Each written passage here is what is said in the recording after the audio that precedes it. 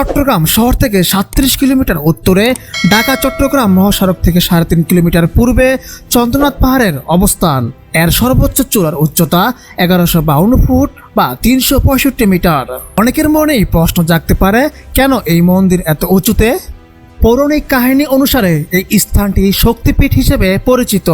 হিন্দু ধর্মের প্রচলিত বিশ্বাস অনুযায়ী যখন মহাদেবের স্ত্রী সতীকে কাঁধে নিয়ে তাণ্ডব নৃত্য করেছিলেন, তখন বিষ্ণু তার সুদর্শন চক্র দিয়ে সতীর দেহ ৫১টি খণ্ডে বিভক্ত করেন। সেই খণ্ডগুলো উপমহাদেশের বিভিন্ন স্থানে ছড়িয়ে পড়ে। প্রচলিত বিশ্বাস অনুযায়ী সতীদেবীর ডান হাত এই চন্দ্রনাথ পাহাড়ের পড়েছিল, তাই এই স্থানটি তীর্থস্থান হিসেবে অত্যন্ত পবিত্র।